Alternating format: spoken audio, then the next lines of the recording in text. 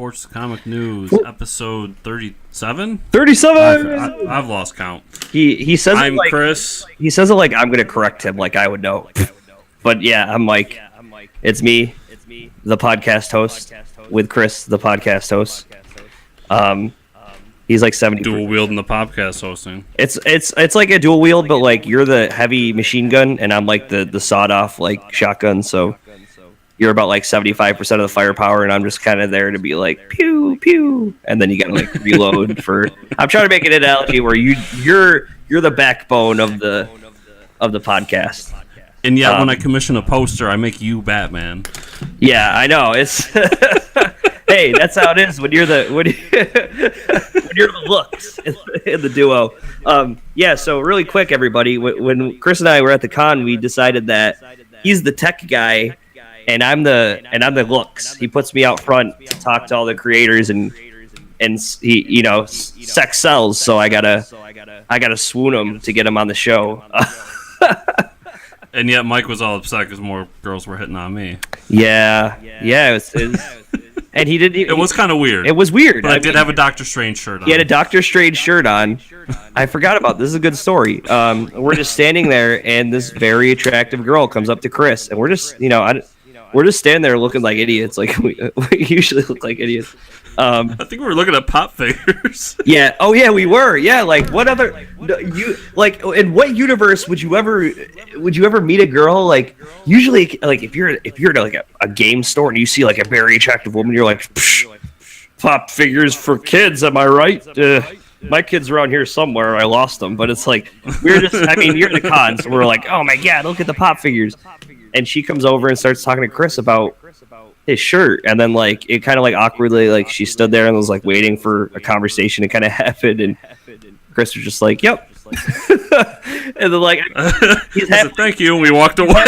He's happily, yeah, thank you, and he walked away, and she kind of just stood there, and I was like, obviously he's happily dating someone, and I am not, but I was like, that girl was hitting on you. He was like, she liked my shirt, and I'm like, no,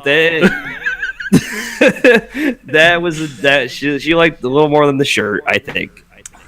See, I've been with the same girl for over a year now, so A, I wouldn't have even if the opportunity presented itself, but B, like my entire sensors for this thing is just blown off. Yeah. Because once you've hit past a year, you just assume that she's the only woman that's attracted to you. Yeah. Yeah, so it was like me, I'm always on red alert, so I know she didn't come up to you and say that she liked your shirt. She came up to you and initiated a conversation where she said that she had the same shirt as you. So like that, like, and she was like ready for like, oh wow, this is gonna start up a conversation about Doctor Strange, and you were just like, all right, bye. Like, yeah, there's more. No, actually, it was funny because we were standing next to her. And the next booth we were going to, these comic book creators, they had free beer if you bought like a few of their comics, and we got a bottle of beer from them. Yeah. So it was like, oh, but there's beer, so bye. It's kind of how it goes. Those guys are scheduled to be on the show. Yeah. Okay. Speaking of scheduled to be on the show, we have a very special guest on the show for you today. Her name is Kat Klockow. It's KATKLOCKOW, not Klockow, as Chris will. When we mess with the timeline a little bit today, he's going to mess up the name first, but it's Klockow, not Klockow. Yeah. She doesn't do much. No, it doesn't do much, as you'll find out later in the show. So let's dive into it, Chris. It's going to be a nice long show. Yeah, we already got a long show. Boom. Rick and Morty news dropping out of nowhere like he usually does. Like they dropped that April Fool's first episode. July 30th is the premiere. Yeah. Yes. That's it. Yeah. So this means that... Yes, 100years.com. Yes. And I'm just saying, it means that McDonald's has to get the Szechuan sauce out by that date. Yeah, they have a month. So okay. Work your magic, McDonald's. We're calling you out, McDonald's. Yeah, this is on you. Yeah, did you watch the trailer? There's a trailer out for it. It's pretty fantastic. I didn't realize there was a trailer. Yeah, it was weird because all the news outlets for this and like Reddit, which is where I consume everything. everything got upvoted or more publicity was the fact that it was coming out, but then the trailer got like buried and it was like clips from the season. It was kind of like Rick just kept saying like, this is the darkest season yet or whatever, and it's like there was clips of them like Mad Max style, like Apocalypse driving across the wasteland, and like Summers holding a sawed-off shotgun and stuff. I was like, they could do anything with this show. I'll watch the hell out of it. I'm not hearing anything I don't like. Yeah, so I'm still gonna watch it. They could probably make a whole episode about My Little Pony, and I'd probably watch it still. Possibly. I mean, if it's like Dan Harmon, and everybody else. Okay, so that's coming out. I'm excited for it. Chris is excited for it. I don't know anyone who's not excited for it that likes Rick and Morty. Chris got a little excitement this week or last week. It'd be last week. There's a new trailer out for a TV show. Yeah. So we got the trailer for Marvel's Inhumans. We had talked about the show a while back when they released the picture of the cast in costume. And one thing I will say you watched the trailer, right? Yes, I did watch the trailer, yeah. And you get to see Black Bolt and everything.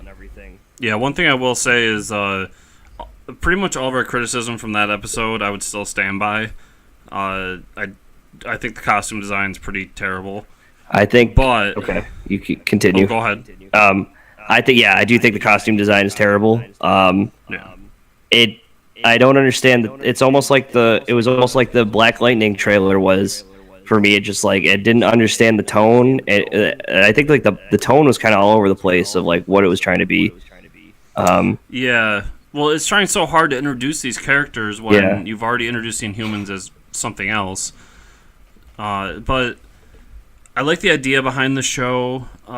It's basically the royal family has decided they're going to come down to Earth and take over their rightful heir as leader of the Inhumans, and Karnak has a different idea. So Karnak, I'm assuming, is going to be the big bad of the first season. But other than that, the big thing to take away from it is Lockjaw was awesome. Yeah. I mean, if anything, we get Lockjaw, the dog, who is Black Bolt's pet. And I like the whole thing where they do Black Bolt doesn't talk, and then when he does, he like shoots the police. There was a little scene where he got hit and he did he went like and then took out a car. Huge tornado out, which was pretty cool. Other than that, Ramsay Bolton from Game of Thrones is in it, and he's kind of his character right now for me is still that asshole from Game of Thrones. So it's like he's a great actor, but it's kind of like it's hard to see him as anything else. Yeah, we'll see. I'm going to try to get tickets to see it in IMAX. Yeah, it is. Yeah, the first episode for anyone, it's going to be on TV, but it is releasing. The first episode is releasing in IMAX, which it might be pretty cool. I don't know. A lot of those TV shows. Well, they're filming it in IMAX as kind of one standalone movie to start the show. Yeah. So I'll go see it. I have this podcast as an excuse to spend the money, and but I still would like to go see it. I think that show has potential to be something cool. Speaking of shows that have potential to be something cool, that are something really friggin' cool, Preacher. We're 2 episodes in, and I undoubtedly say that this is the best show I'm going to watch. This is the best season of TV I'm going to watch in 2017. You correct me if I'm wrong. I wanted to bring it up because you did talk about the second episode a little bit last week. Yeah. But I had not watched it yet, and I want to just reiterate everything you said. The second episode is fantastic. The Satan Killers is great. Yeah. The whole scene with Cassidy and the Angel, like, I don't know what were they doing, meth or they were doing every drug under the and like at first you don't know how he's gonna get him to tell him the information. In the second episode, they find the Angel from the first season, and he basically just pretends he's like a magician. He just keeps killing himself because he gets resurrected. But Cassidy like just has him do tons of drugs. Yeah.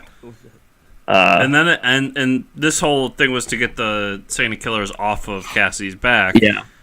And it ends up being that the angel doesn't get him off his back, but instead asks the angel or the Santa Killers for a favor, which is for him to kill him. Yeah. Which was my favorite scene because he comes out on stage and the Santa Killer shoots him. Yeah. And just people start booing. Yeah, because he doesn't come back to life this time. Yeah. They've really captured, I was talking with a friend about this, they really captured, like, the weirdness of the comic. Like, it's the tone is right. It just works. It's strange. It's awesome. I can't wait for the rest of the season. I mean, I'm so glad this show is happening.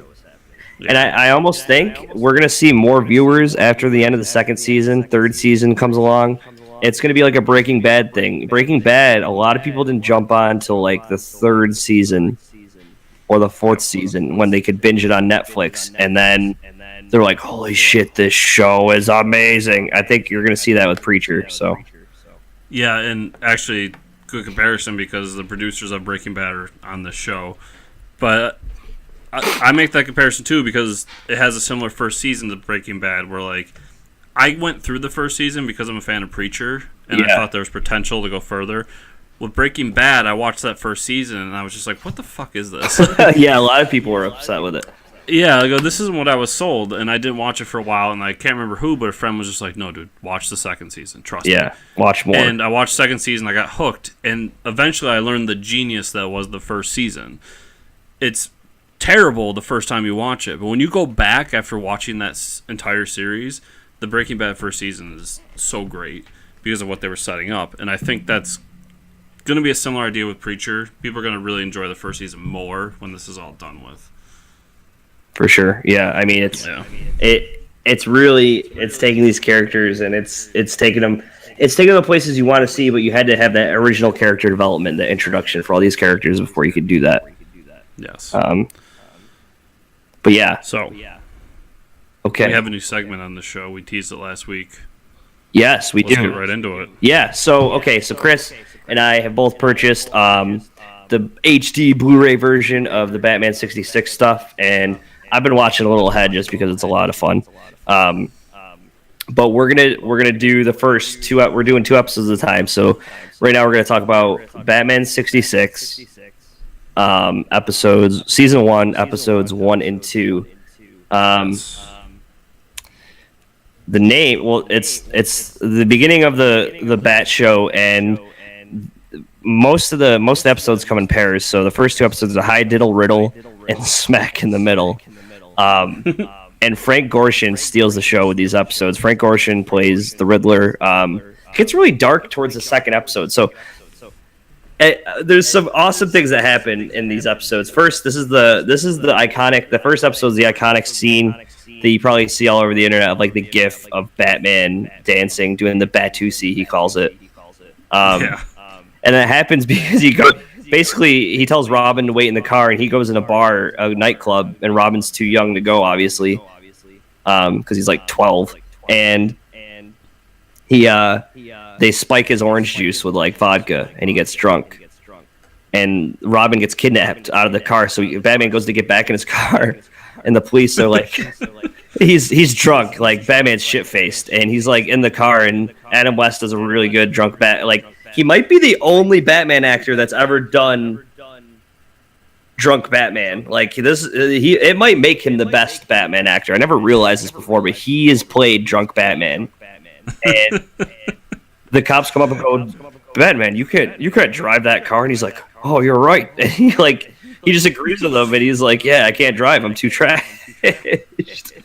And I love how the bat signal goes up in that moment, too. And they're just like, oh, Commissioner Gordon's calling for Batman. Yeah. And the one cop's like, he's in no state tonight. He's going to have to wait. He can't fight crime drunk. He's not drunk, man. He's Batman. But yeah, so I just love, especially in the next episodes, but like anytime like something happens, they immediately call Batman. Like the commissioner is so bad at his job that he's like, they're like, surely we can't solve this on our own. And they just look, the camera pans over to the red phone because that's how Batman and Commissioner Gordon communicate with each other is via red phone, direct line to the Batcave. And and everything's conveniently labeled for all the fans. So when they jump down the bat poles, it says like Dick Grayson, Bruce Wayne, bat pole. Yeah. So that first episode ends with Robin, the iconic Robin, trapped on tied to a chair, and he's like, "Will Batman save him in time?" But we didn't talk about this. It is like an ingenious plan. So the Riddler, in the beginning of the episode, the Riddler gets caught, and his plan is that like he fooled them to thinking he committed a crime when he never committed a crime. So Batman and Robin, capture him, but it's more of like harassment because he didn't do anything wrong. And they assaulted him. Yeah, they assaulted him, and that was the plan. Like he got them to assault him, so then he was like, "I'll see you in court," and like throws his paperwork at him. Like, holy shit! Like for a first episode, like they've already beaten Batman. They beat him at his own game. Like they threw the law at him. The one thing he goes around. It was really smart writing. It's like you could tell they cared about this show. Yeah, it's awesome. Like you never see that happen. Yeah, and in that episode 2, right before that scene, is my bat gadget of the week, which is the bat hook. Oh yeah, the bat hook. Yes. So they get through the steel.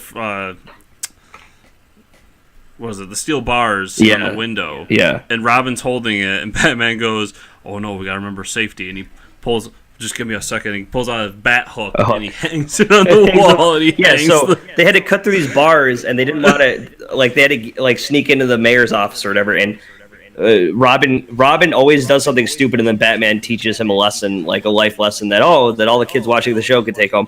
But he goes to throw the bar down at the street, like there's a busy city street, and he goes, "No, Robin, don't throw it." And he pulls the hook out of his belt, and they just hang the bar up. But before that, he has a bat laser that he uses to cut the bars, which is like that's pretty friggin' awesome. 60s Batman has a bat laser. Yeah.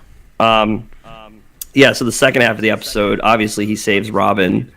But there's Riddler has a girl that works for him. What is her name? I forgot. I can't find her name. But she ends up it's where they is that the one where he poses as she puts on a mask and pretends to be Robin? Yes. Okay. So Robin's captured by the Riddler. It's so cheap. Like the camera pans away, and it's obviously Burt Ward still, but they make you pretend there's this woman that works for Riddler, and she puts this mask on that makes him identically look like Robin. And the voiceover work is so good. Yeah, the voiceover work. Yeah, so it's just the woman speaking, and it's like Burt Ward mouthing the words. So she ends up dressed up as Robin, gets back to the Batcave, and then reveals herself. But Batman stumps her like he knew the whole time, obviously, because he's Batman. So she starts to hold off there. That moment was awesome for me because she pulls off the mask and she's a redhead. Yeah. So I mean, it was just like, oh my god, it's Carrie Kelly. Yeah, exactly. It was like Carrie Kelly, but she's a redhead wearing the Robin costume. It was like, this is Carrie Kelly before. It was, so now I wonder if that's where Frank Miller got the idea. Yeah. So she starts trying to get away from Batman. Well, apparently there's a nuclear reactor in the Batcave that's used to power the Batmobile. And she decides to climb to the top of it, and then she's trying to get away from Batman. He's trying to grab her, and she falls in the nuclear reactor and dies. That was so metal. It gets really dark. I wasn't expecting it, but she's like, "No, get away from me!" Batman's like, "No, you're gonna fall," and she falls, and all the smoke goes up, and it's like, so is he gonna tell anyone that he just murdered someone in the Batcave? Her body gets nuclear. I don't know. It gets vaporized, and he doesn't say anything to anyone. It was like, this show is a lot more messed up than I thought. Children are watching this in the '60s. But yeah, obviously they save the day. There's a huge fight at the museum. Batman and Robin hide in a mammoth. There's a stuffed mammoth. Which, can we talk about this for a second? Because okay, so they knew that he was going. I am fucking up my words today. they knew he was going for the mammoth. Yeah. Because it had all the jewels and it was priceless. Yeah, but they hid inside and they blew the damn thing up. Yeah, they blew it up. It doesn't make any sense. I was just sitting there like, what the like? You did it way worse. At least if they stole it still exists. I really think these first 2 episodes, we see Batman and Robin as the villains here. So they hide in this prized mammoth like carcass that Riddler was going to steal because it's filled with these priceless gems. Which why a mammoth carcass is filled with gems, I have no idea. But they do like a Trojan horse thing where they explode out of the mammoth and catch the Riddler in the act. But it's like you just ruined all this property that you said was like priceless. Yeah, it's pretty ridiculous. And then you get the iconic fight scene where we have the zip. Yeah, the zips, the pow. That's what you wait for. Those 2 episodes is like the climax is that huge fight scene. Awesome. Yeah. So yeah, great start to the series. Yeah, first 2 episodes is Riddler. Next 2 episodes is the Penguin with Burgess Meredith. Oh yeah, it's good stuff. So with that, we're gonna take a break and talk to Kat, and then when we come back, we'll talk some comics. Yeah. All right, everybody, welcome back. We have our special guest, Kat Klockow. Did I say that? Klockow? Klockow. She just told me it, too, like 5 seconds ago. I still fucked it up. Completely did. It's Kat Klockow, but yeah. Even talking about it before you still messed it up, it's fine. Yeah, I still know who you're talking about, so we're good. Don't worry about it. There's only a third other. Besides the stove, there's another person joining us. Oh, and my counter. And the counter. Earlier. Stove plus counter. Yes, we can switch to Kat's countertop at any time.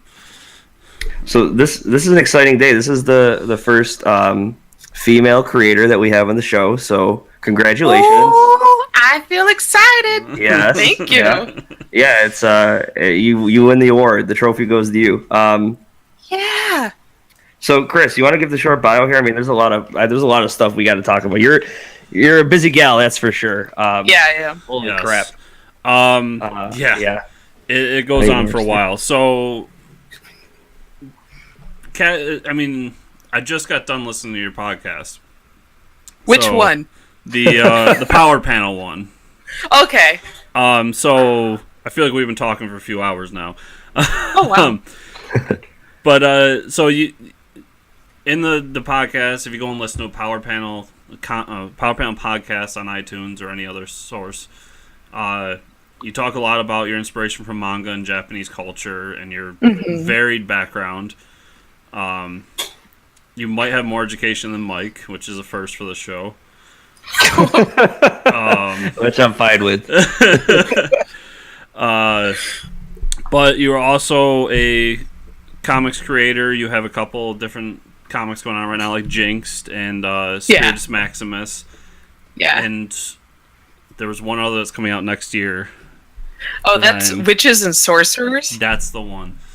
So you have a lot of a lot of different plates spinning right now.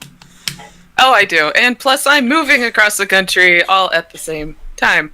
Yes, it's a lot of fun. Not busy at all. Not busy. All this free time. I know. Well, I'm glad you got to sit down with us.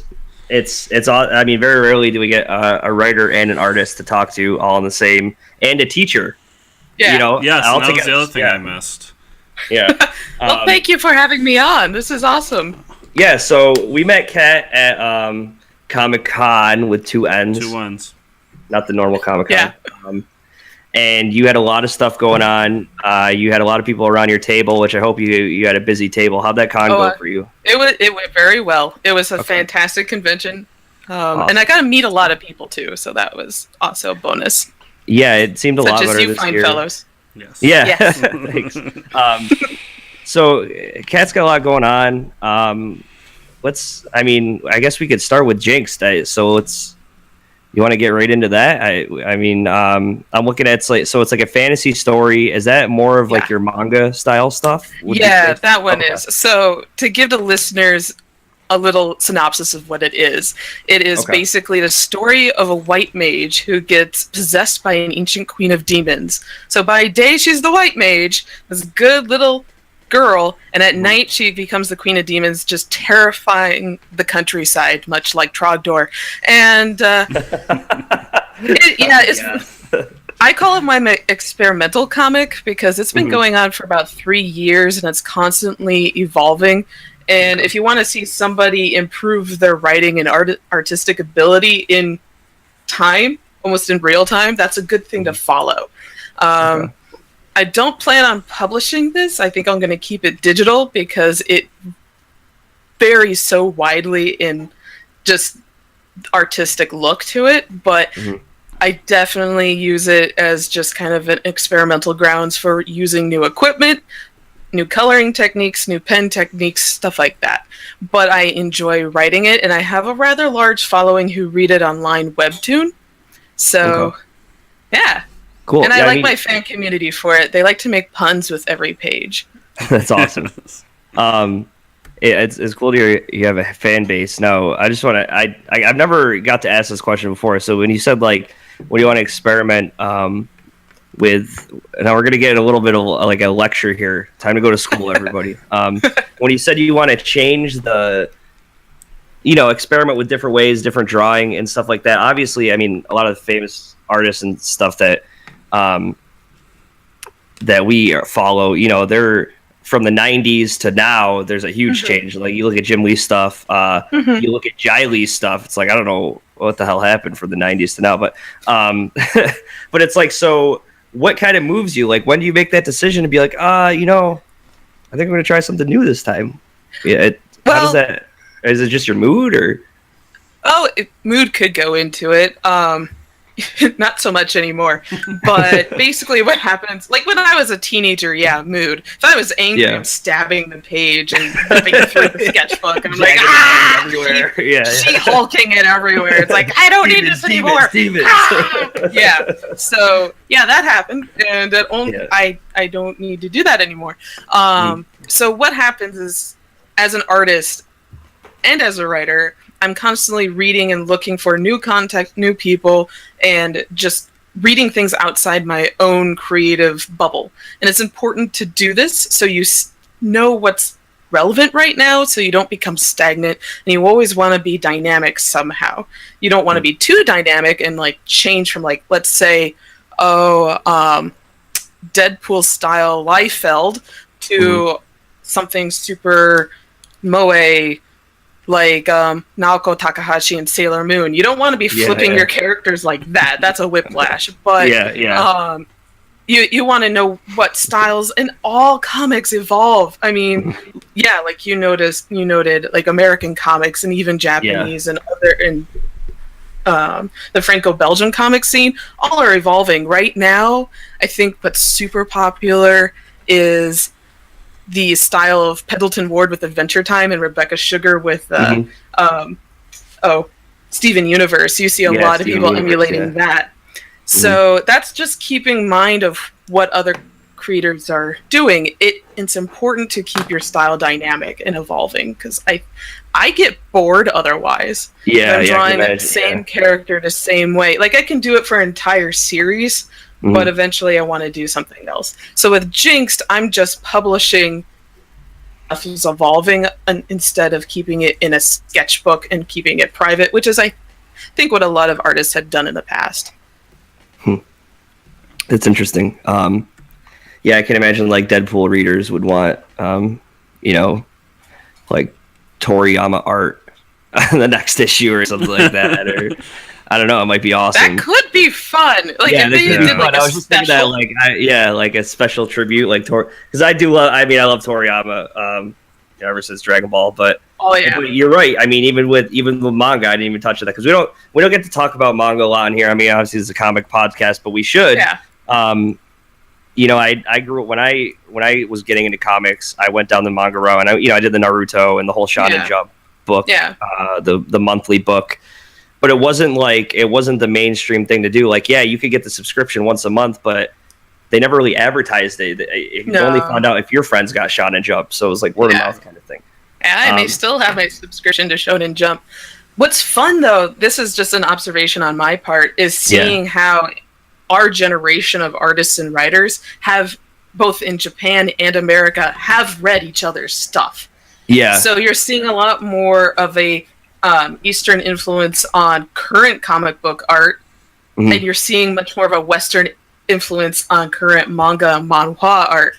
Yeah. Like, for example, this is the current Shonen Jump series, Boku no Hero Academia, or My Hero Academia, is all about American superheroes, but they just draw it in a more of a manga style.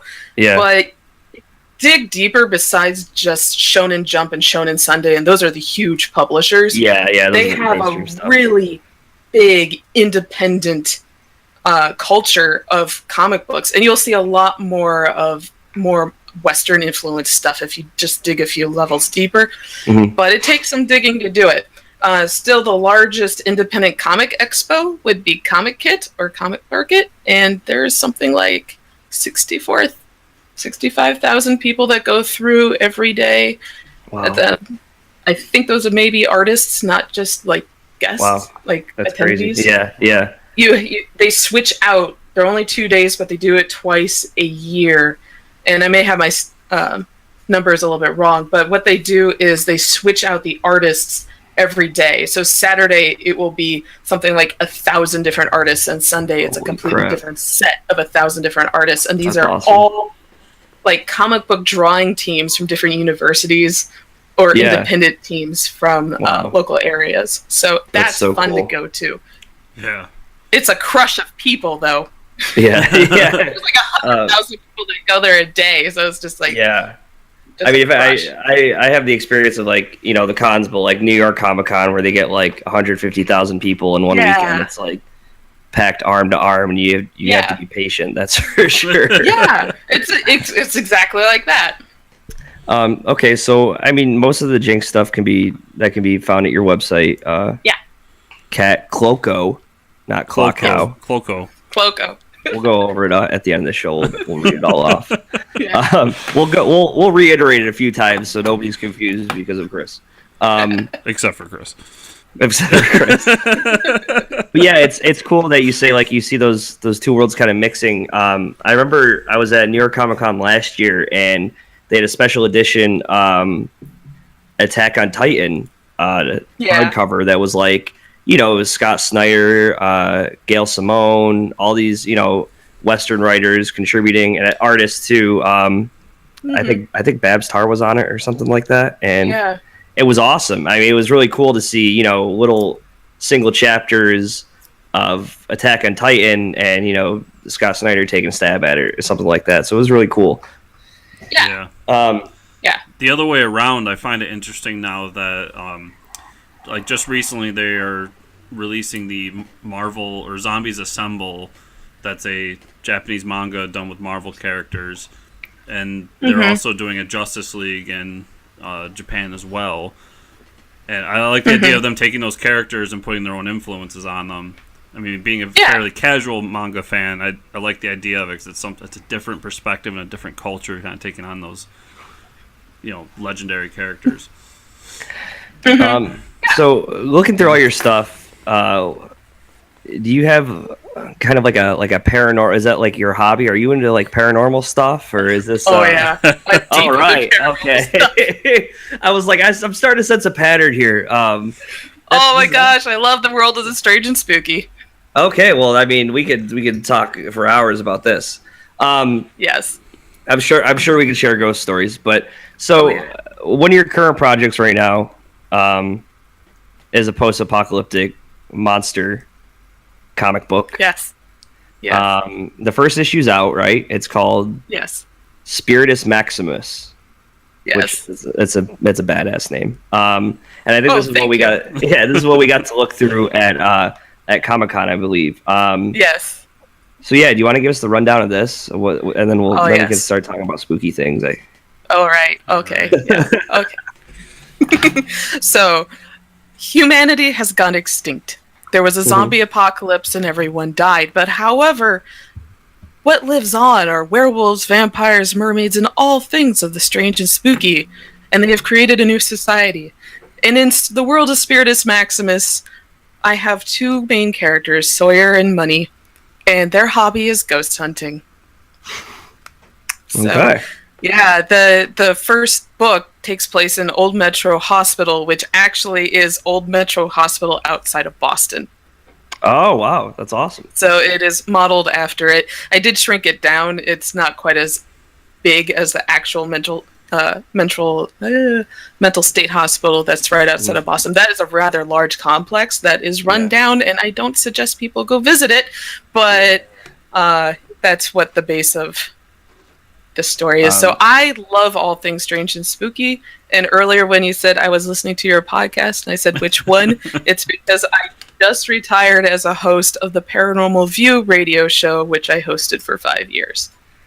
Well, all right, that's awesome. Yeah. I mean, it's obviously you use it to influence your work. So it's like you're combining all your hobbies together. This is awesome. You found like the perfect medium to do this thing. So, so like, what started first? Was it like, were you into the ghosts? Were you into the manga? Was it all happen at once? And you're like, wow, maybe I could just combine all these things and. Okay, so what happened first were the ghosts, really. Okay. And the ghosts told you to write the comic, right? No. It wasn't that easy.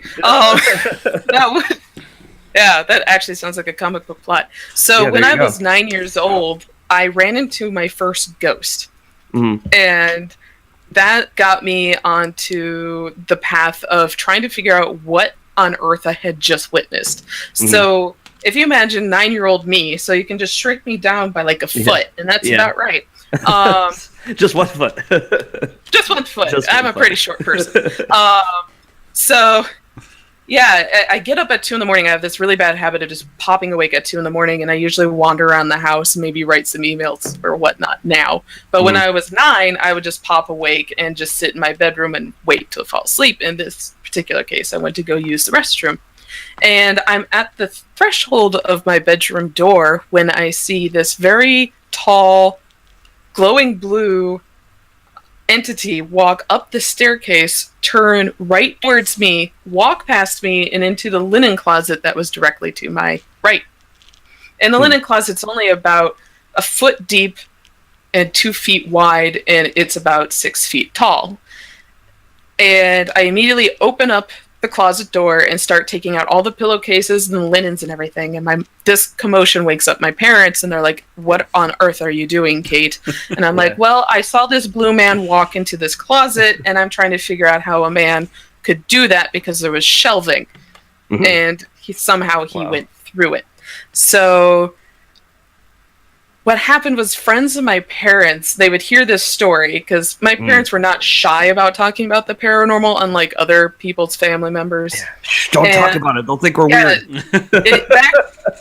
It was like in the 70s, it was definitely like that. But in the mid 90s, we had Unsolved Mysteries, so now everybody thought it was cool. I used to watch that as a kid, and I'd scare the crap out of me. Yeah, with Robert Stack. Oh, yeah, man. that voice Yes. It'll forever be engraved in my mind of like. Oh yeah. If I ever go missing, I want him to narrate it, please. That's the one thing I have to have the soundtrack for the beginning credits as well. Oh, yes. That wonderful synth music that they used. Yeah. But so by then, people were talking about ghosts people were encountering in small communities. So, and I will note this happened in northern Indiana, which is not very haunted because it's mostly full of corn. But once in a while, we have something weird happen. Not much but corn there. Yeah, but. So my parents would tell them, "Hey, this is what my daughter encountered." So they would go places and bring back strange local history books written by paranormal authors in the early 90s. And the first set of books I got was by Chris Woodyard, and it's just Strange Ohio Tales. And it's just Strange Ohio Tales, volumes 1 through like 9. Yeah. And I just started reading them. So that's how I got into that. When I moved to Cincinnati, Ohio, I bought Cincinnati Ghosts. And that's by Schiffer Publishing. And in that, they had a bookmark that said, "Hey, do you have an idea for a book that we can publish? Send us a proposal." And I sent them a proposal, and I ended up writing 2 books for them. And the first one is Ohio's Haunted Hoosier Halls, Indiana University, which is where I went to school, and then Ohio's Haunted Crime, which came out in September of last year. Wow, that's awesome. Yeah. So I mean, I do you go read ghost something, hunting. you're like, this is cool. Yeah. Yeah. So I do go ghost hunting. I've been to many haunted locations and experienced many strange things. Mostly I like legend tripping and just going to famously haunted places and just being a nerd about it, like a history nerd. Like, this is Lizzie Borden's house. I can't believe I'm here. Yeah, she may have killed 2 people brutally, but we need to say how brave you are, because, like, especially a 9-year-old, like, seeing like a blue person walk up. So my sister used to turn the lights off on me when I was a child, and I would just curl up in a ball just from being in the dark. Okay, let alone that's cruel. Yeah, I know. Well, I used to do terrible things to her too, so it was like a love-hate kind of thing. And she listens to the show too, so she's gonna be happy I touched on that. But just to be 9 years old and digging through a closet, like, wow, this is scare the shit out of me. I'm just gonna dig for you. Like, come back here. That's basically that. Come back here. That was come back here. You owe me an explanation. And then now you go like ghost hunting. So, and I've had some experiences too. I mean, I don't know any. I'm not a fan of it. I never really, it was like the X-Files thing. Like, I want to believe, but I never, I always asked you, be careful what you ask for. And I had a situation where, like, my cousins owned a place that was haunted, and then a show like Ghost Adventure showed up there, and they did their whole thing.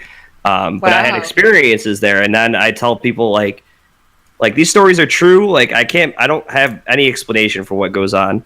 So that's cool that that's your hobby. You get to write about it. For me personally, I wouldn't be able to sleep at night, but it's not for everyone, and it's a little bit weird. I will say the living are a lot more freaky than the dead.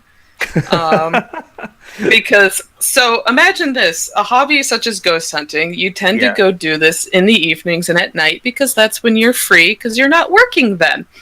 And some people do it to go scare themselves extra, because they're just like, I'm in the dark and I'm going to do this at night. And for me, that's when I'm free. But some of the free time. That's when I have free time. No, I've seen things in the bright daylight.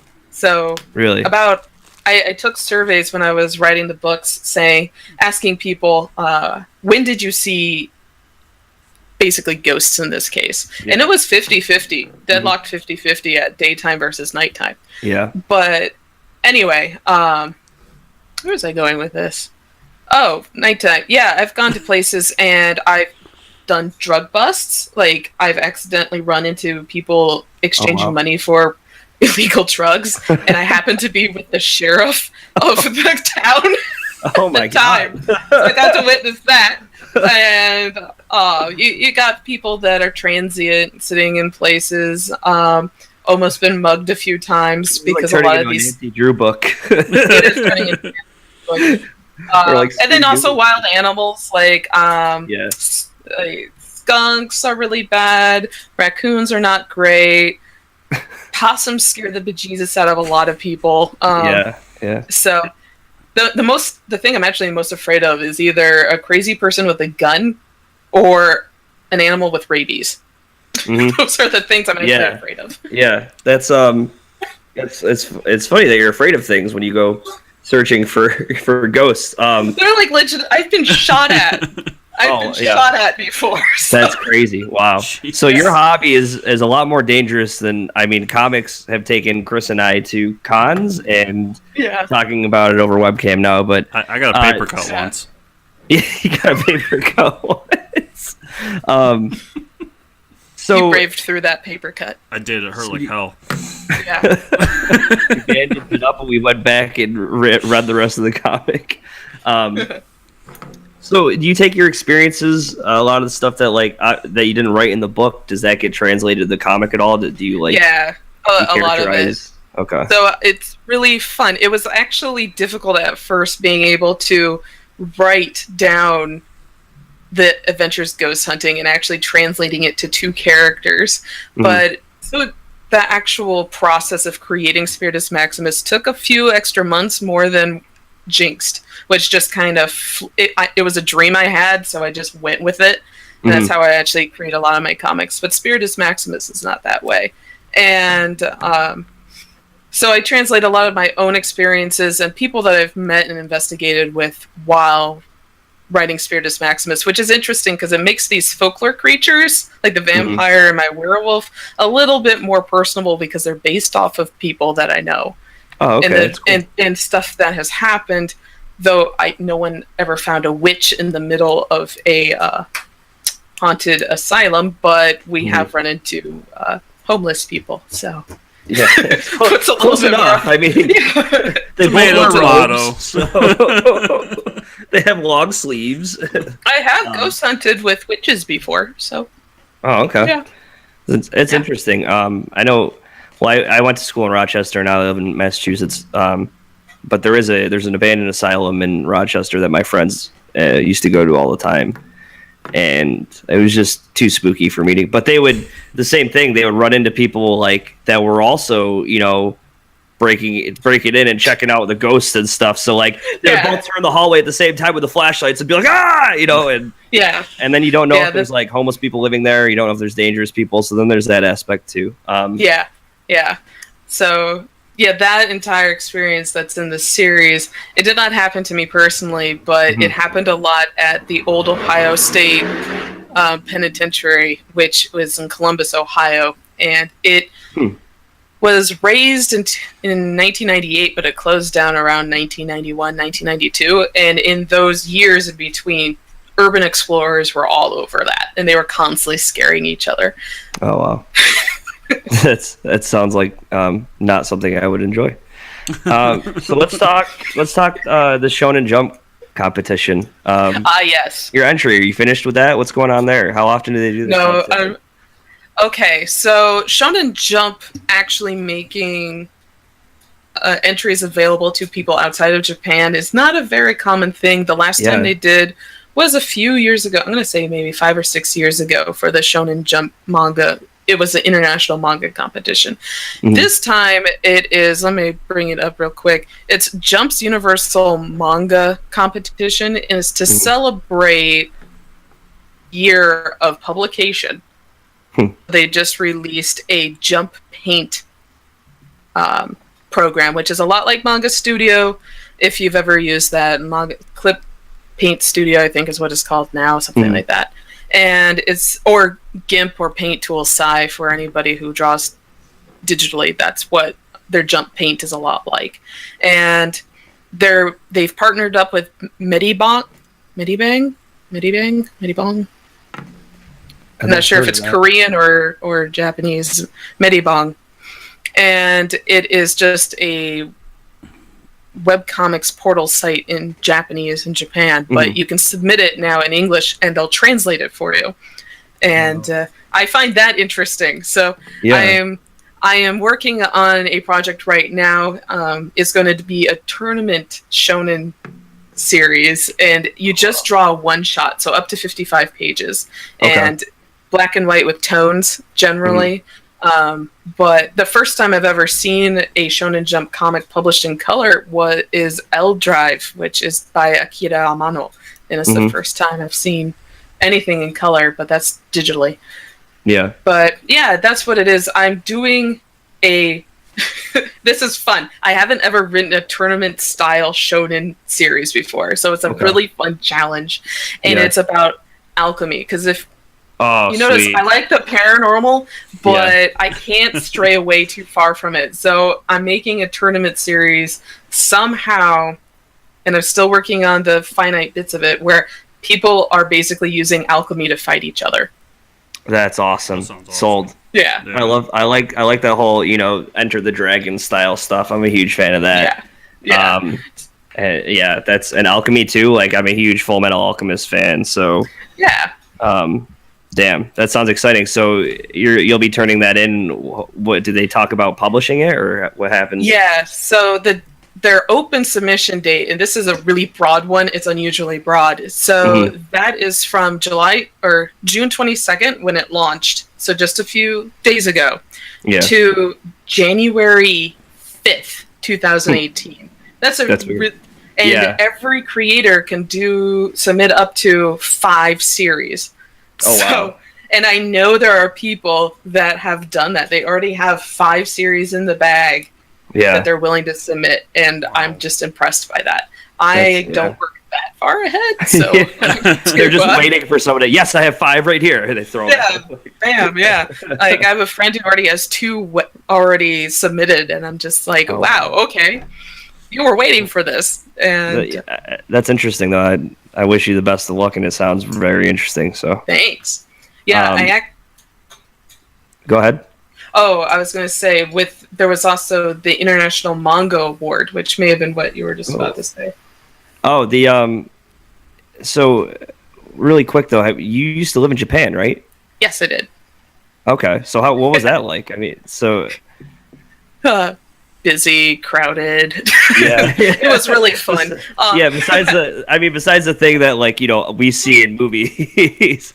Was it more for like to understand the culture and get into the illustrations more? Or?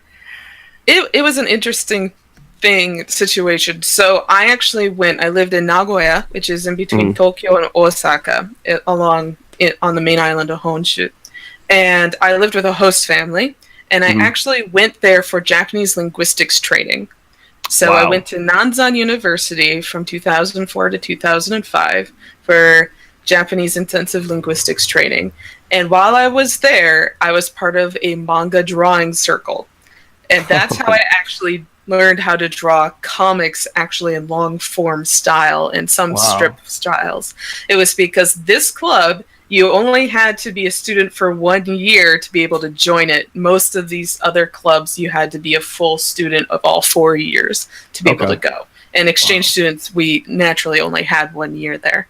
Yeah. So that's how I got involved. So it wasn't because I consumed manga in the United States and then went to Japan explicitly for it. Yeah. It's actually the reverse. I went to Japan and picked up manga while living there.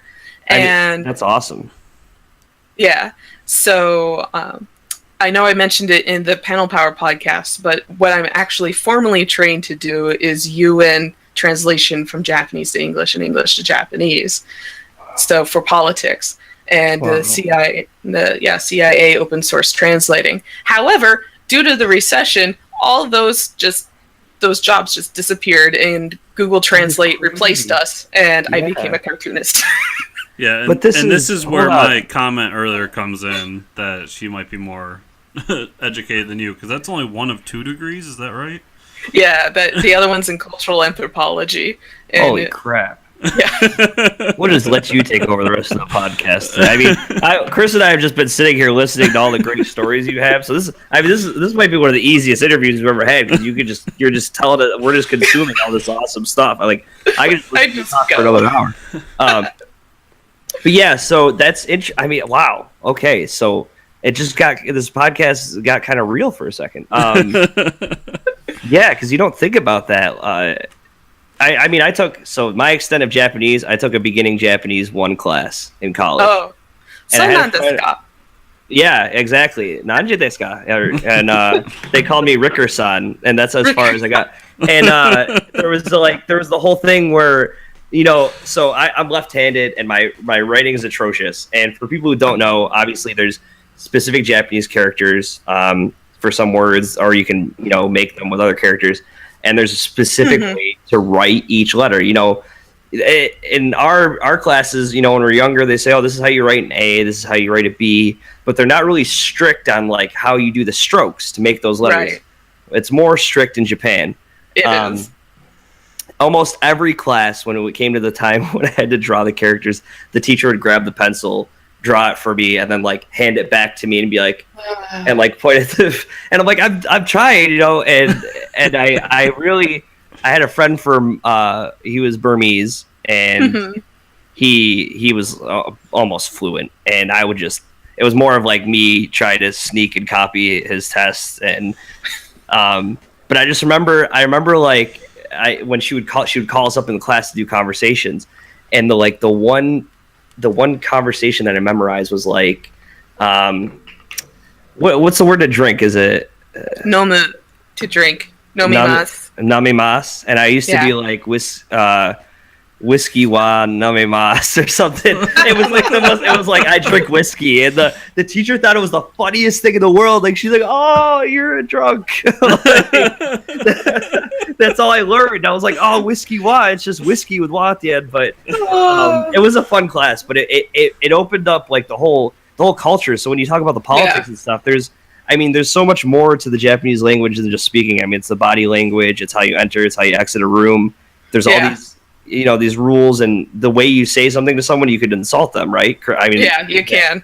You can really insult them. Yeah. So it was interesting. So you do get away with it when you're a foreigner. If you accidentally say something wrong, they'll just like, "That's okay. You're a foreigner. You're okay. You're okay." Silly American. You hear that a lot. Silly American or silly British person. Insert nationality there, but you can accidentally insult somebody. Wow. But so that's interesting. You've done a lot of different stuff here, and then you have something else coming out in 2018. Spooky Cat Tales. Yes. So remember all those ghost stories I was kind of going on about? So it's just a collection. I'm just illustrating the actual ghost story, like encounters that I've had, and it's just called Cat Spooky Ghost Tales. And that one will be Patreon only. I do have a Patreon account, and people can support me. It's just Klockow Comics, and that's KLOCKOW. I can spell my own name. I can spell your name for you. It's up on the screen here if you need me to. I love it. I accidentally put too many K's and W's in it. So. And it's Klockow. It's not Klockow. Yeah, it looks like Klockow, but it does. Yeah. It does, but So is this going to be a comic or is it a novel? Or it will be? Yeah, it will be a graphic novel, and I hope to have it out by Halloween of next year. Ooh, as well as the next issue of Spiritus Maximus. Very cool. And Spiritus Maximus, is that the same website you're using? It's not Kickstarter, right? It's no, it's still like Kat Klockow, and you can read it on line. The first issue you can also read on Line Webtoon. Okay, very cool. Yeah. So let's. We haven't talked about you teaching and all yet. We have more. She's done more, folks. It's like sit back, get the popcorn out. I mean, usually we have to write all these questions. Like, okay, we got through this question, we got through this question. But like when you sent us, the email is like, oh, I got lots to talk about. I was like, all right, this is gonna be easy. Like, there's a lot. My work here is done. So I don't know, Chris. I don't know if I've missed anything. We were going to talk about teaching now, but I don't know if you had anything specific to ask. I'm excited. Teaching's a perfect jump start for me because I want to talk about the podcast too. So yeah, teaching branches into the podcast. Yes. All right, so there you go. Take the reins. You're the host again. So one of the things I do is this is an interesting thing.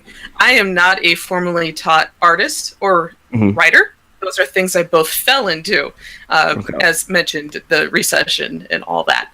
Yeah. So I am self-taught in both how to draw comics and writing for comics. And what that's entailed is just a lot of research and a lot of trial and error. And a few years ago, I was asked to teach at a local library. It's actually up in Rockland, Massachusetts.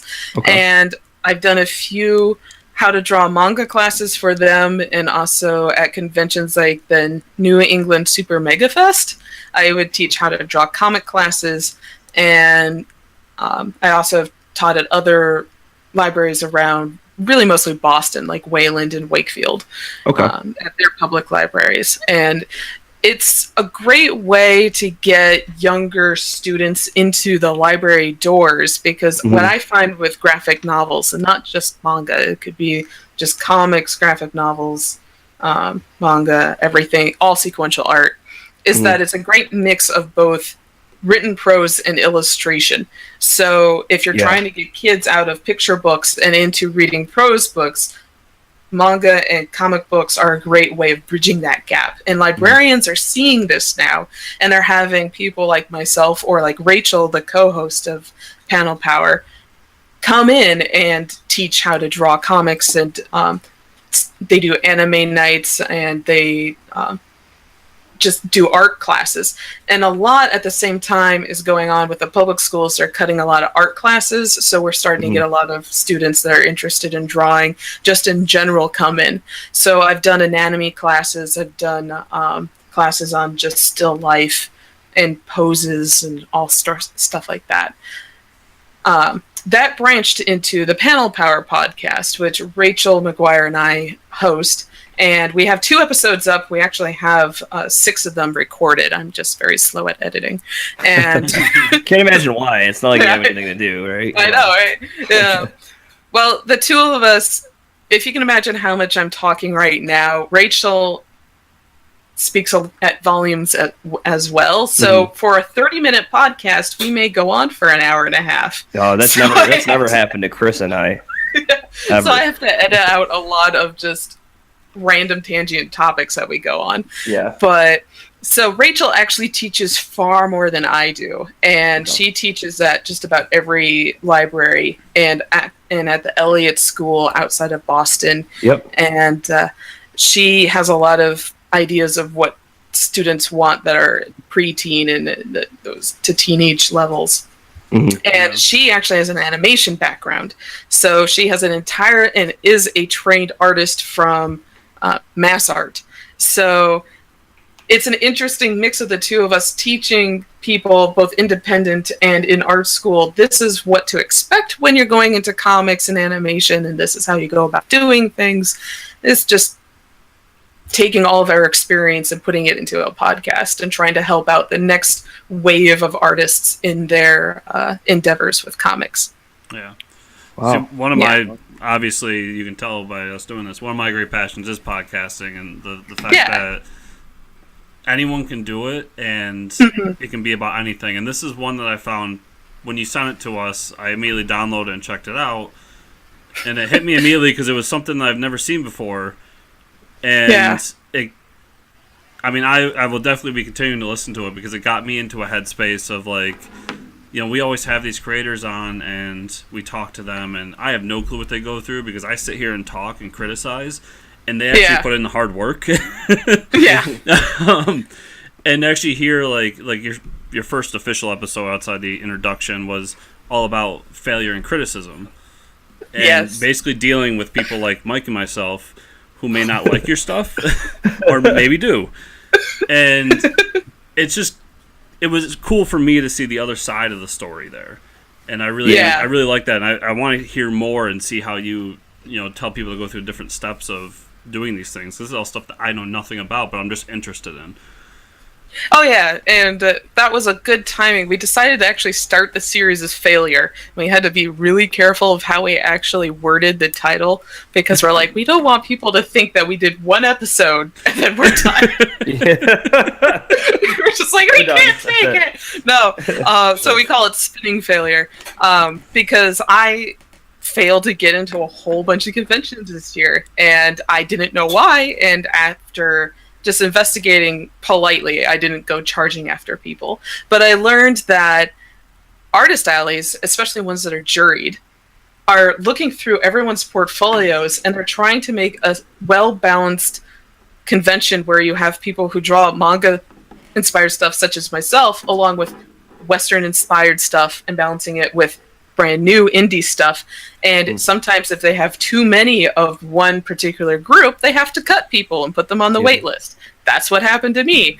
And once that was explained to me, I was like, well, now I'm less mad, and now I don't want to beat myself up anymore. You put your pitchfork down, you're like, okay, I guess. I walked myself back from the ledge and went, that makes sense. And I thought I would share that with all of our listeners, because especially if you're just brand new to, I've been doing this for 11 years, so I'm like an old veteran now.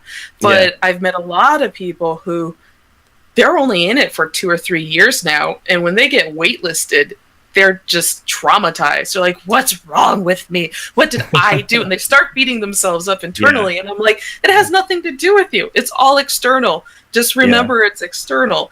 And just keep going. And Rachel had similar things. She just got released from her job.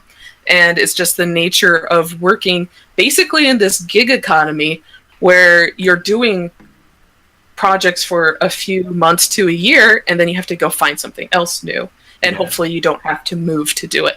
So that's what Spinning Failure, that particular episode's about, and also about how to take criticism and try to construct something from it. Now, if somebody just comes up to you and says, you suck, well, you can't take anything positive from that. You're like... constructive, No, that's someone you gotta ignore. Yeah, and just building up that basically that thick skin. That's what we also tried to touch on a little bit. I don't think we did. We may have to swing back to that. But yeah, that's what that episode's about. And you can see from that's what our entire goal is with the rest of this series. It's just basically saying, this is how we dealt with stuff, this is our experience. And we do plan, as you have done, to have guests on as well and talk about their experiences, because definitely very cool. Yeah.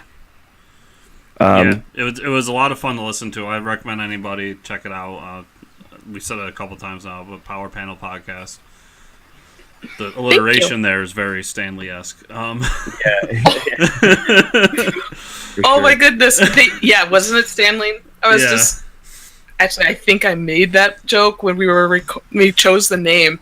Here's the fun thing. So I do read Western comics, and I'm a Marvel girl personally. I got it, Wrecker. Yeah, sorry.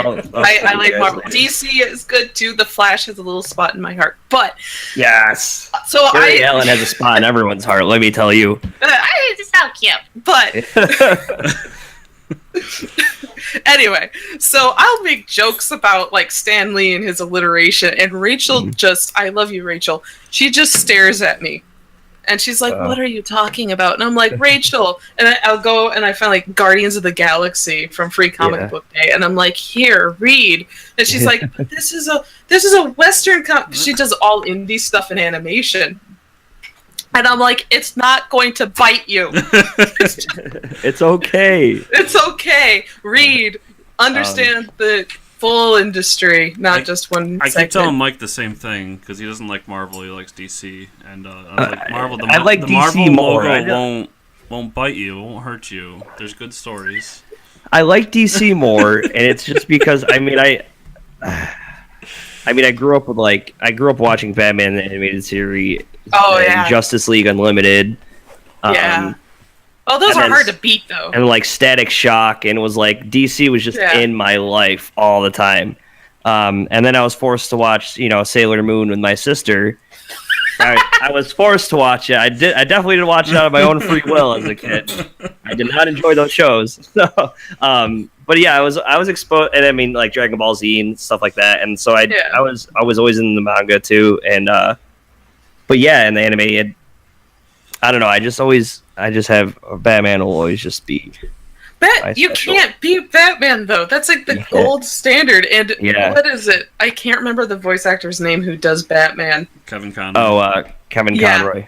Yeah. So if I hear somebody else voice Batman, I will look over to my husband and say, "That's the wrong Batman. It has to be Conroy." Exactly. It has to be. And if it's anybody besides Hamill to do the Joker, I'm like, "You're not the Joker. Bring me the real Joker." Yeah, exactly. So, Troy Baker does a pretty good Joker, but you can tell it's not Mark Hamill. And the whole Kevin Conroy thing, that's when I read a comic, that's how Batman talks. Like I read the Kevin Conroy voice, like it's in my head. And the Joker too, it's got like the whole Mark Hamill Joker thing going on. There's that animated series is so iconic, and I've read Marvel. I do. I just I get it. It's cool. I just like to pick on them. Yeah. We missed one thing here. I can't imagine why. There's so many friggin' things on this list. Jeez, you guys, it might be a two-parter here. Witches and Sorcerers. You talked about that earlier, so you want to give us the lowdown on that? When's that coming out? So that one comes out. I'm going for March of 2018, and with deadlines, it probably will get pushed back. It'll probably come out in December. Deadlines and all that. Yeah, we'll hold you to it. Yeah, so this one is a different series that, even though it's paranormal themed with witches and sorcery and magic, it's more of a straight fantasy story, much like Jinxed, which the high fantasy. So it's a world where witches and sorcerers are a very real thing. My witch is the intern for the sorcerer. And the sorcerer is a very grumpy man who wants nothing to do with all of his interns and usually dismisses them within 3 days. Well, this particular witch manages to keep his can I curse on this show? Oh yeah. Go for it. She manages to keep his ass in check, and through a bunch of that was the word. Yeah, that was ass isn't cursing. I'm not sure. Some people, they're just like, you said a bad word. You're not supposed to. And I'm like, I'm sorry. Oh well, it happens. So, you can always, Chris will edit it in post. Yeah. You can make it sound like a sheep bawling. That's awesome. I like it. We should just do that for all our swear words. I listen to a Pokemon podcast, and whenever someone swears in that, they just put Bulbasaur over it. So it's what the Bulbasaur? That is so good. That's really clever. I like that. Wow. So yeah, the intern basically keeps the sorcerer in check through a whole bunch of different funny, like a zombie invasion and it's stuff like that. So I'm enjoying writing it. I'm still writing the second and third chapters right now before I start illustrating them. But through the Panel Power podcast, like our next episode is character turnaround sheets and how you work on them. And I'm right now constructing a turnaround sheet so that I can make a video of it and show all our listeners, this is what a turnaround sheet looks like. This is how you do it. And it will be accompanied with the podcast. And I'm using all the characters from Witches and Sorcerers. So our listeners of Panel Power get to watch Witches and Sorcerers get constructed. Wow. That's awesome. Yeah. Awesome. I look forward to listening to it. There's nothing better for someone who wants to get into that type of stuff. That's great. Yeah. All right. I mean, that was a lot. We got through a lot. I think that was.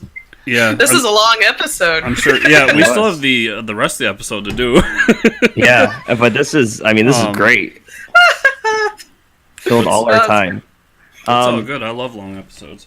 Yeah, let's go through the list of where we can find everything. The fantasy series Jinxed, that's at katklokow.com. Yes. katklockkow.com. Or if I do my job, look in the show notes below. Yeah. And also, you can find me on Twitter at my name, Kat Klockow, and also on Instagram at Kat Klockow. Basically, if you Google Kat Klockow, all of it will come up for you. It all pops up. Isn't Google a great thing? Okay. It also helps to be basically the only Kat Klockow in the world. Google. Yeah. There's one woman named Kathy in Germany. Klockow. For show notes. All right. There you go. There we go. Noted. Noted. Yeah, I think obviously when you get a little more, further in the podcast and you get some more workout and stuff, or you get another issue out, we'd love to have you back in the show. I had a great time, even though we didn't do much. We just sat here and listened to all the great things that you did. You're very accomplished. I wish you the best of luck in all this stuff, and I look forward to Witches and Sorcerers. Yeah, that sounds awesome. I look forward to it. Thanks for coming on the show. It was great. Oh, thank you. Thank you for inviting me. This has been fantastic. Yeah. Thanks for me as well, and good luck with the podcast. I look forward to hearing more. Thank you. And we're back. Wow, what an interview, I tell you. Holy interviews, Chris. I couldn't think of any alliterations at the time. Holy conversations, Chris. There we go. Yeah. I got it. That was great. I wish I could sit back like that during every interview. Yeah, I know. So let's talk comics on the Comic Podcast. If you remember was it the Flash Crisis on multiple Earths or something, where him and the Colonel from KFC crossed over? Well, yeah, there was two. There was the Flash one, and it was Colonel of Two Earths. Yeah, Colonel of Two Earths. Like, what? And then there was a sequel to that, and it was... it might have been like Crisis on Infinite Kernels or something like that. But we're getting a third one. Yes. So, did you ever read these? I think I did read like the first one. Yeah, they're pretty fun to read. Yeah, they actually have some good art in them. Yeah, they do, and it was funny. Chris and I met the guy at Comic-Con, 2 Ends in Connecticut, who did the art for the Kellogg's Justice League stuff. Because we're looking at these pages that he was selling, I'm like, these are really good. And he does art he does the inking for Superman. And he's like, yeah, that was like the Kellogg stuff. I'm like, holy shit, this one has cereal box. Yeah, it's really cool the effort that they put into this stuff. Yeah, so they announced the Justice League / KFC 3rd issue crossover is happening, which is yes, fried chicken and comic books. It's like, what else do you need? It's finger looking good. Oh god. But yeah, also the first issue has been hard to find on Comixology. They took it down. Really? They put them all back up, so you can go on Comixology right now and get both issues for free. That's awesome. Free comics, and they're actually pretty good. Yeah, free comics. Check them out. As far as what I read this week, well, before we get there, there's more. we had another some comic that was announced. Yeah. So for anyone who doesn't know, I mean, this magazine still comes out it's called Heavy Metal Magazine. It's pretty popular in the comics community. You usually see it at stores. They'll usually sell it. There's usually people that have it on their pull list. It's a magazine, but they feature a lot of indie comics, a lot of weird stuff that even weirder than Image. I know it gets weirder. But it's been a running magazine for years now, and it's going to be published in there first, but then it's going to get its own standalone. An Iron Maiden comic dedicated to Eddie the Zombie. So Iron Maiden the band, this is Chris and I love, had this iconic like zombie called Eddie that usually comes out at every concert, and now they're writing a comic about him called Iron Maiden Legacy of the Beast, and the artwork looks fantastic. And this is actually based on the mobile app RPG game with the same name. Oh. So it's going to be Eddie going into all the different worlds from the covers of Iron Maiden albums. What? Yes. I didn't know there was an RPG game for Iron Maiden. Yes, you can download it on your phone. Well, that ends the podcast today. I'm going to go. That is awesome. Yeah, because I've always wondered, like, I was looking through the Iron Maiden like discography, and I was like, all this artwork and stuff is awesome, but it's like each album is a different world, you know? It's like, you have, the last Final Frontier was all about space, and you have like, Power Slave is, there's like, I think like ancient Egyptians and stuff like that. It's just awesome. So if you're into that, if you're into metal, if you're into comics, then here's your thing. Looks like a lot of fun. Yeah, I'm definitely going to check it out. So yeah, what have you been reading? Yeah, so I only had 2 comics out this week. I had Saga and Elmer Fudd and Batman. I have not read Saga yet, but okay. I read Elmer Fudd and Batman, and it deserves the reviews that it's getting. It is getting fantastic reviews because it is a fantastic book. I never thought I'd want Elmer Fudd and Batman to cross over, but when Tom King is writing it, dude, he takes Elmer Fudd, a ridiculous cartoon character, and he makes everybody from the Looney Tunes, he makes them actual humans, and they're all hanging out at a bar, and it's really gritty and depressing. Not just any bar. And not just any bar. Porky's bar. Exactly. And yeah, so basically it revolves around Silver St. Cloud. Is that her first name? Yep. Who's Bruce Wayne's dating and Elmer Fudd's dating, but then she realizes they're both dangerous people. Has Bugs Bunny, who's like an actual guy who just sits at the bar and eats carrots. He helps her fake her death, and Elmer Fudd goes on a hunt to kill Bruce Wayne. And there's this awesome scene where they go back to the bar together and they fight everyone at the bar, and it's like the Tasmanian devil, and they're all just people. And who's the little alien guy? Martin the Martian.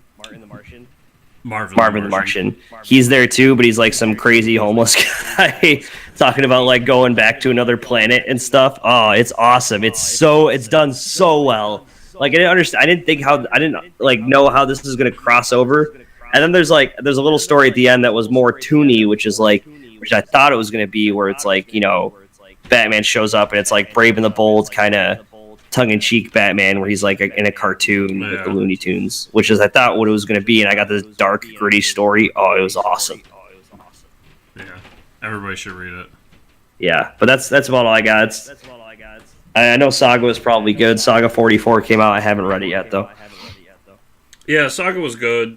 We can get into it next week, but that was on my list too. Okay. Read it. Rednecks number 3. I read that.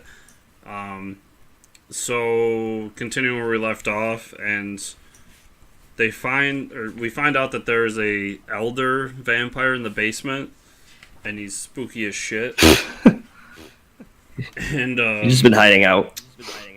Yeah, and then one of the young vampires has learned a mind control ability, and I mean, basically, it's just our lead character and this elder vampire kind of going back and forth about the fact that he's not a part of the family and he's kind of an outsider and this and that. It was interesting. But it looks like next issue they're going to go back in the past and tell his origin story. I got Star Wars Droids Unplugged. Oh, yeah, I forgot that was coming out. This is it's a one-shot with 3 stories in it, so it's got 3 stories, 3 droids, 3 eras of Star Wars. They're really quick reads, and they got kind of like a cartoony there can't be much style to them. It's got to be just 2 droids beeping at each other. Yeah, I mean, well, the only one that has any kind of like dialogue is the second story with R2-D2, because Luke and Leia are in it as well. Mm. But it was a lot of fun. It's, like I said, it's a quick read it's like annual size too. So it's a lot of pages, but you fly through it. And, I mean, there's no stories of real consequence. It's just fun, kind of kid stories. But I really enjoy it, really recommend it. Let's see, we got Rebels, This Free and Independent States, number 4. I'm still enjoying Rebels. And there's not much more to say about it without hugely spoiling that book. It's just continuing the story. It's a lot of fun. If you like historical fiction, I highly recommend it. Secret Empire number 5. I talk about this all the time now. Oh yeah. But it's an amazing book. So we kind of learn why sides were chosen and what people's reasoning for it. So, I mean, one, they found out that the Vision was actually hacked, and that's why he's on the side of Steve Rogers. And a lot of people were questioning why Thor, or, I mean, Odin's son, chose Steve's sides willingly. And he kind of has an existential crisis where he says, like, I don't care about their politics or their backing force. I care about this realm.